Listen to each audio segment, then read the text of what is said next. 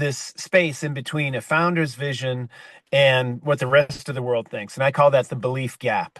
Mhm. And great founders will navigate across that belief gap by bringing in other believers, right? They'll bring in new employees, so those become internal believers.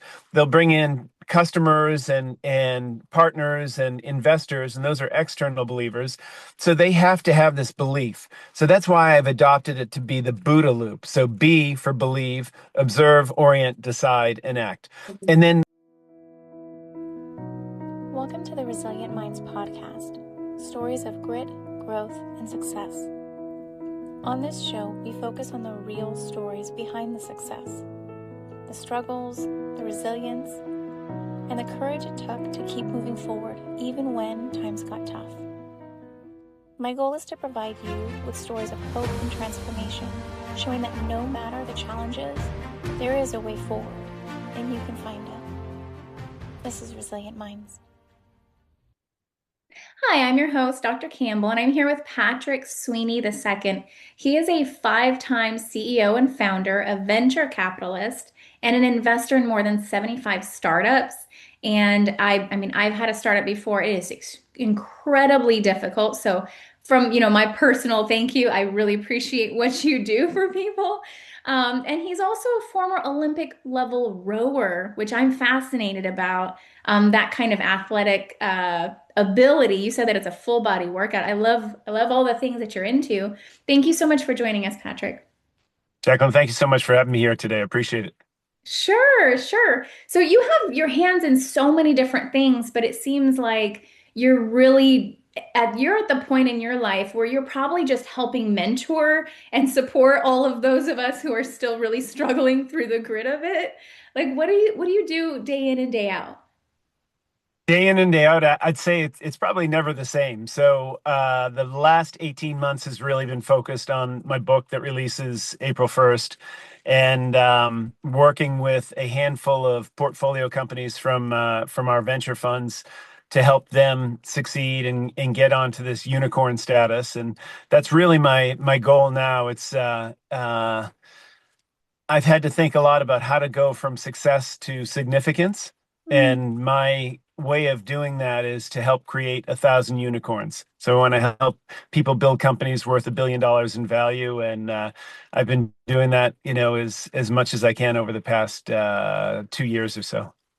That's beautiful. I love that. And it's incredibly I work with clients and I see them grow and I see them transform. I'm sure you see the same thing supporting. It's not just about money, right? Like you're seeing people grow and it's instead of doing a job or working, being able to give back in significance is so much more impactful, I find. Yeah. But a lot of individuals, I feel like, that get to that point, that's what they do. Like they just want to give back now, that significance.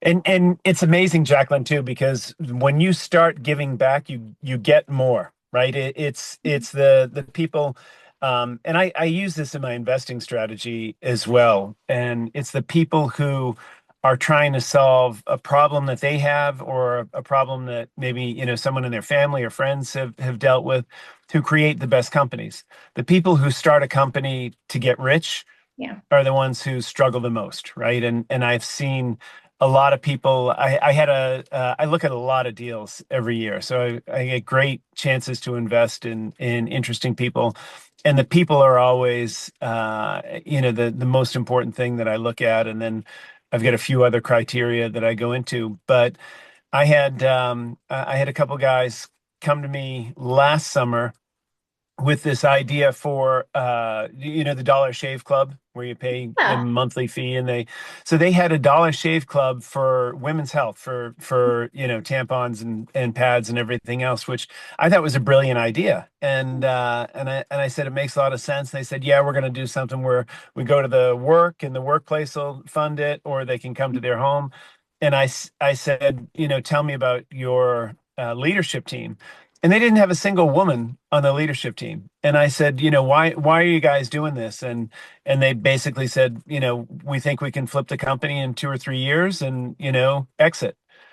And they didn't have an emotional or a personal reason for doing it. They just thought it was a good idea. And so that's not the profile. Maybe they'll be successful in the end, but it's not the profile that I look for. I want people who are, solving a problem that they face or their family face or something that they're really familiar and experienced with. Right. To me, it sounds like substance. Yeah, yeah, exactly. So what was the name of your book? So my last book, which hit number 5 on the Wall Street Journal bestseller list, was Congratulations. That's Fear wonderful. is Fuel. And it's all the neuroscience of how to turn your fear and what normally debilitates people into the fuel for super high level performance. So that was my last book. It came out 5 years ago. And then the current one that comes out April 1st is called The Founder's Creed. And the Mhm. Founder's Creed is about how you can create a unicorn by adopting this doctrine called the Buddha Loop, Booda, and that's adopted from a military strategy, air-to-air combat training that's been used for the past 50 years in the United States and has been adapted to the Marine Corps, to maneuver warfare, and to sports teams and everything else. And that's called the OODA loop, and it's quite famous. It's by a Air Force colonel named John Boyd. But the OODA loop is a fantastic decision-making mechanism. So it's observe, orient, decide, and act. And Mhm. then you go through the loop again. And it works incredibly well for fighter pilots, right? For Top Gun pilots. And the reason they can start out with just the OODA loop is because they already have the belief that they're the best in the world, that they've got the best planes, they've got Mhm. the most high-tech electronics, they've got the best weaponry, they do more training hours than anybody else. So they have an inherent belief or a conviction that they're the best. So because of that belief, they can just go into the observe, orient, decide, and act. But when you're a founder, when you're starting your own company, you have a vision of what the world can be like in 5 years. Maybe Right. you're thinking, okay, Elon Musk is a great example. Let's go back 15 years. He's on this side of the spectrum saying, I can build an electric car that goes 250 miles on a single charge, that's faster than a Porsche, that has a Mhm. beautiful big TV on the inside, and I can do it all for $35,000. And the rest of the world is over here saying you're crazy. Yeah. There's no way that Toyota can't even do a hybrid well, and you're talking about an all electric car. So there's this space in between a founder's vision and what the rest of the world thinks, and I call that the belief gap. Mhm. And great founders will navigate across that belief gap by bringing in other believers, right? They'll bring in new employees, so those become internal believers. They'll bring in customers and partners and investors, and those are external believers. So they have to have this belief. So that's why I've adopted it to be the Buddha loop. So B for believe, observe, orient, decide, and act. And then the quicker you get through those loops, the more data you get back, the more information, the more competitive you are. So the Buddha doctrine is really a decision-making platform that allows you to scale a company very quickly, and that's why it's the perfect tool for companies that want to get into that hyper growth mode and become unicorns. Right. I love one, I have to get both of your books. I, But I'll get you signed copies. wonderful. Thank you so much. I was just thinking, like, there's so many people that I've talked to that are into the hustle culture. They want to scale, they want to get to the $1 billion, but they're doing it the wrong way and they're doing it with the wrong Hmm. intentions.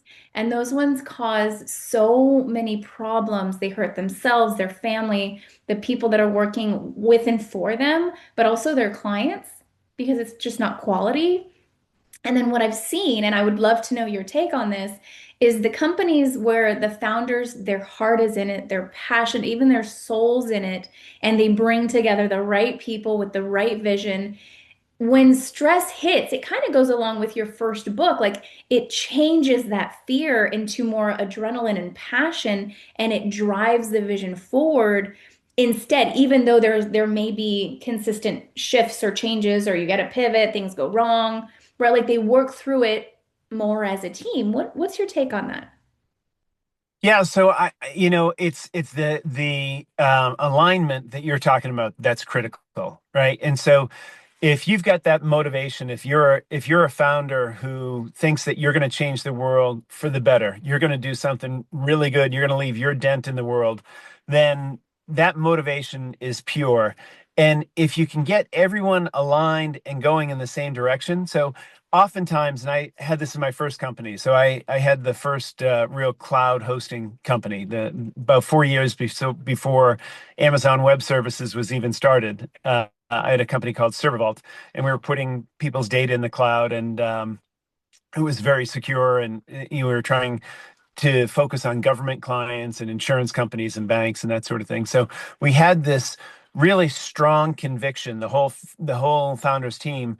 But for me, it was an illusion of agreement. We weren't in agreement. We all thought like our mission was to secure the internet. And this is 1999. So people were afraid to, put a credit card on the internet or put their personal information. And so we wanted to secure the internet and make it the place where you could do real business.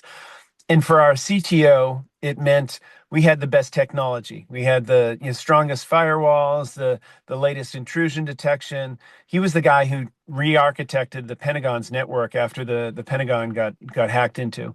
So he had this vision of a fortress, right? And that was securing the internet to him.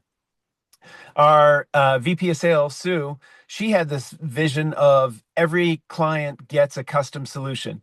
So we're going to make, one really strong for Wells Fargo. We want the NFL wants really fast, so we'll do a custom solution there. And then our chief operating officer, Mark, he wanted scalability, right? He wanted to be able to provision 50 clients a day, put them up online, get them moving, everything standardized. And we all thought we were securing the internet. We all thought we were going after our mission and what we talked about. But that illusion of agreement came to bear when we were all sitting around saying, okay, well, we need, JB said more security, Lottie said more scalability, Sue said more Mhm. flexibility, and these things didn't align. So once we started to create what I call a shared belief map, we Mhm. looked at all the things that are critical to the company and that are factual. So, for example, if you're let's say you're a company that's trying to help patients with staying fit or losing weight at home, and you know that in the United States, 50% of the population is obese.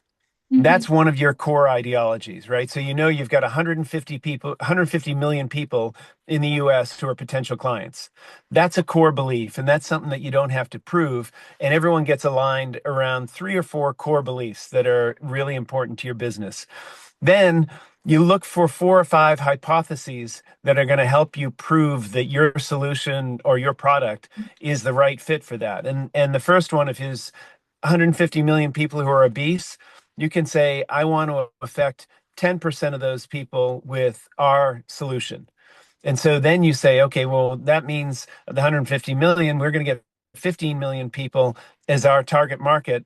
So every day we've got to get new clients put on board. And if we put on 100 this week and 300 next week and 1,000 the week after that, and we can really scale up, then we're meeting our goal.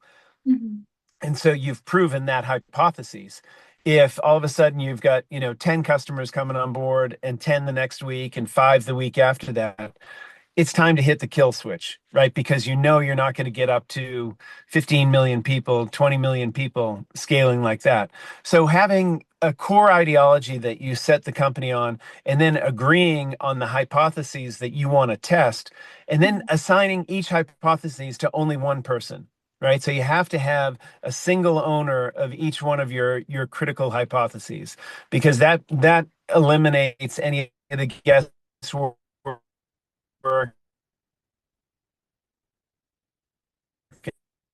shared belief map, proving out everything that you as a company believe and stand for is really what gives strong direction to companies that are scaling and dealing very quickly with hyper growth.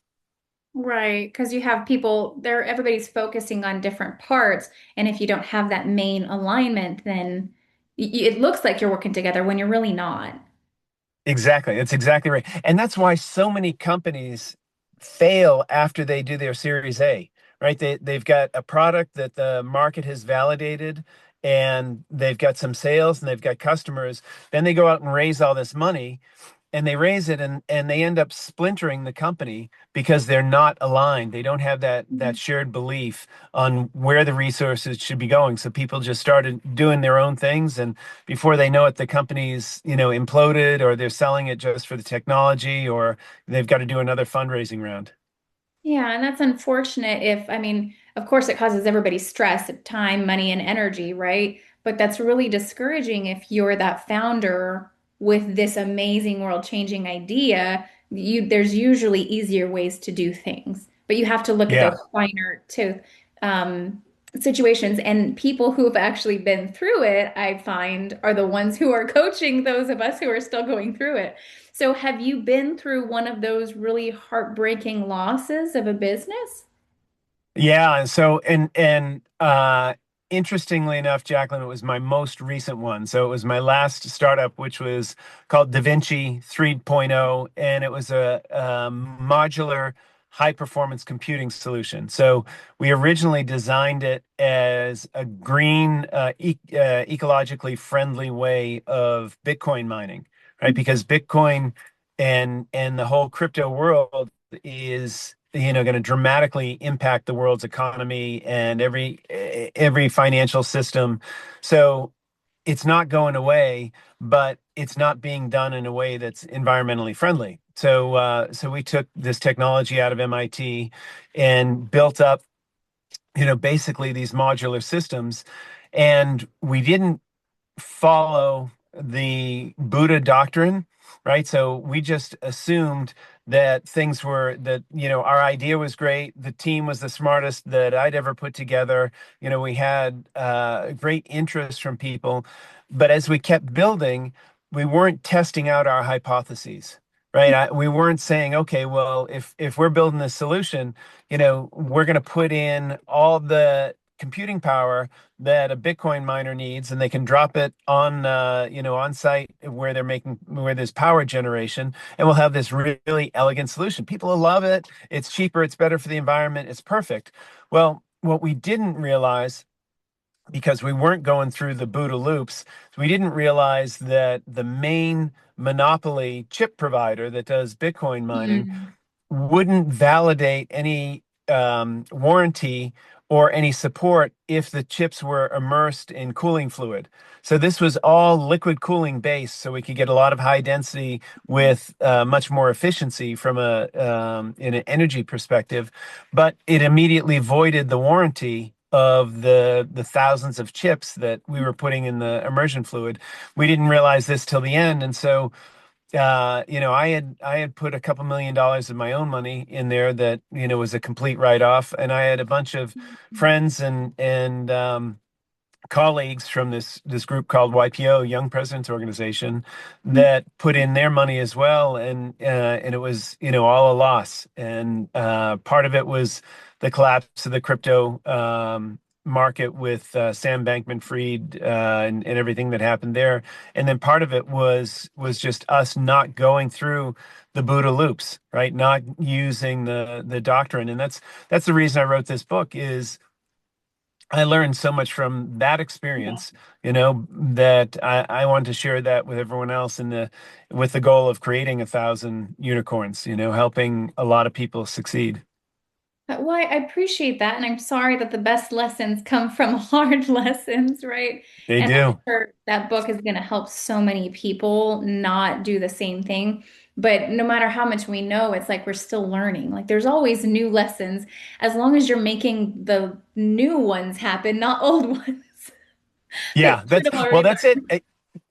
learned. That's what I always say is you're gonna keep getting faced with the same situation until you learn from that, from that you learn the lesson from that situation. And so Yeah. you'll keep having the same problems if you keep approaching them the same way. Yeah.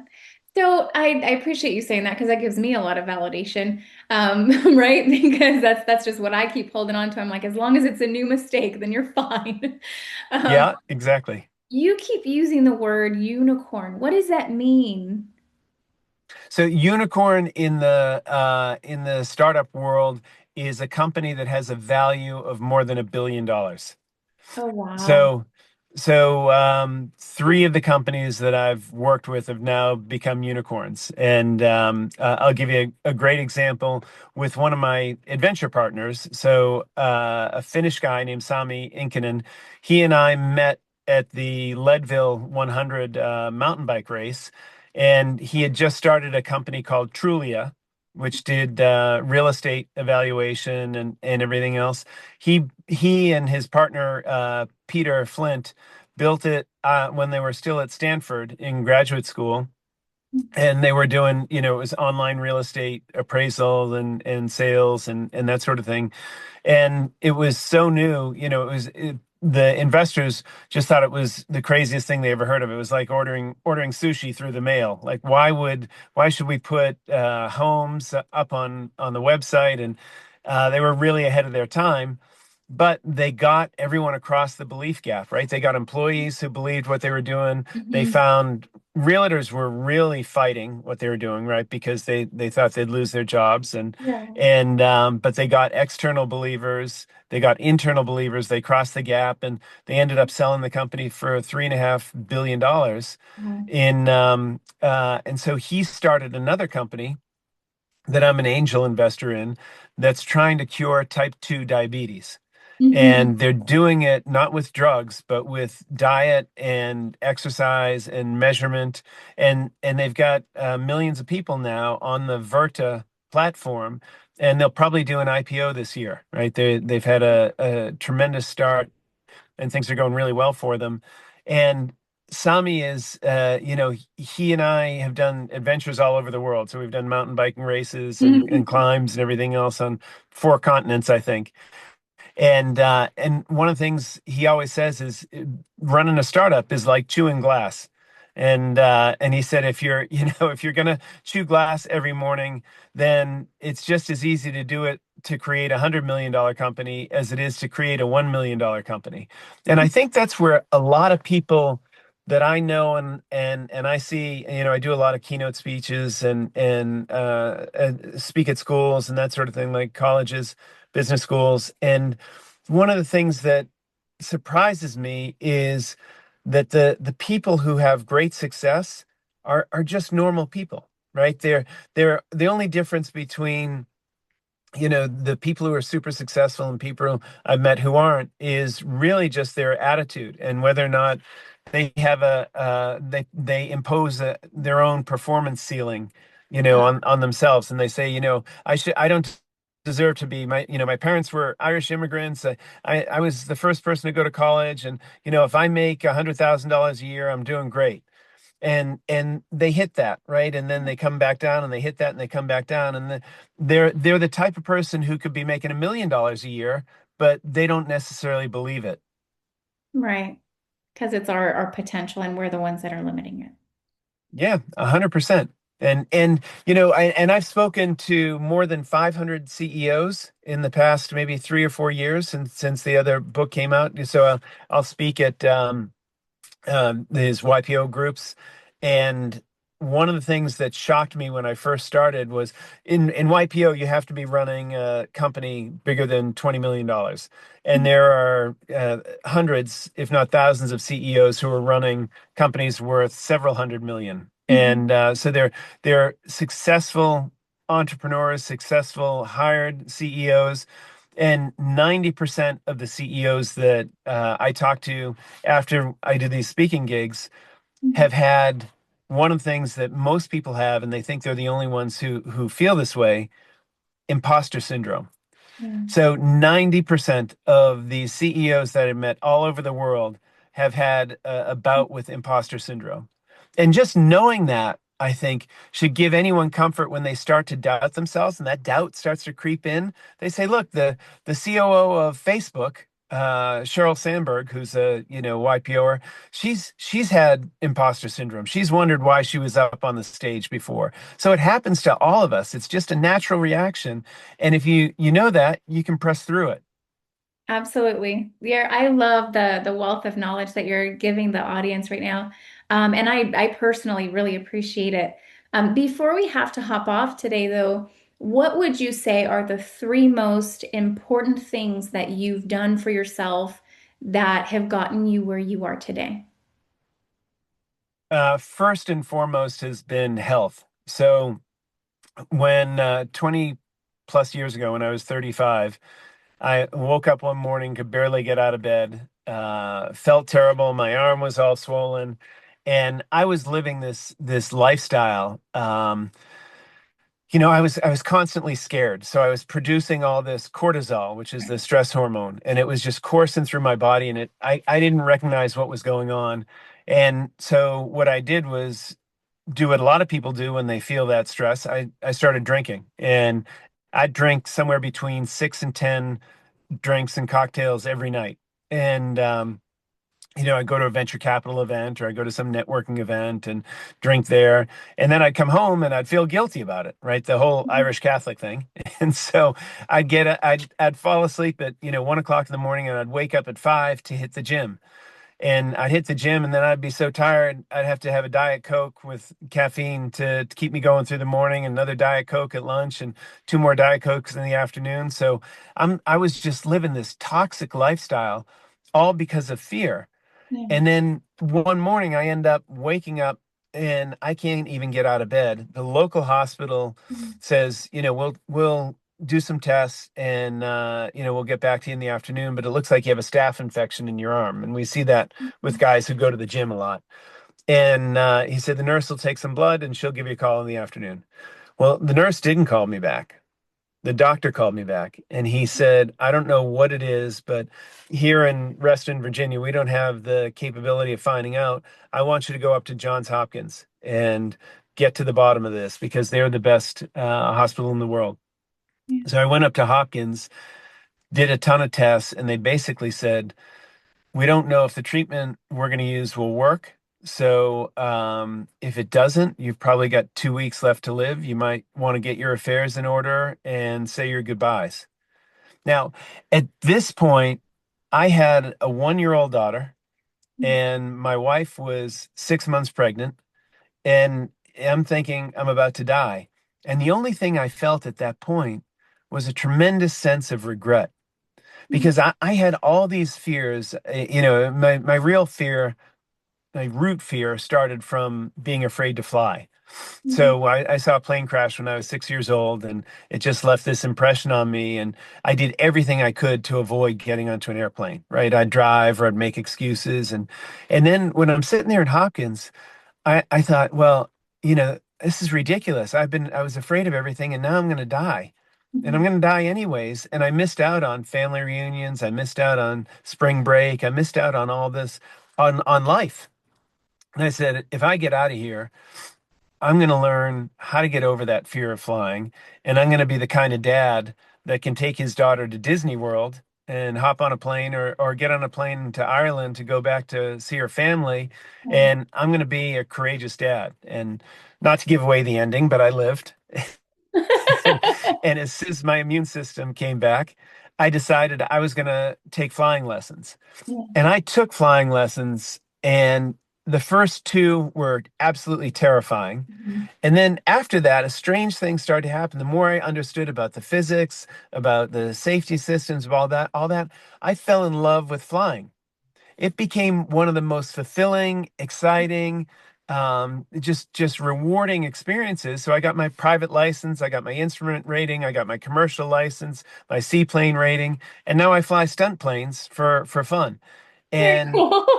I realized from that experience that all your dreams are on the other side of fear. Yep. So if we want anything in life, if we have bold aspirations, you have to expect that there's going to be fear. There's going to be unexpected challenges. There's going to be a lot of discomfort. But once you get to the other side of that, it's just an absolutely amazing life that you'll lead.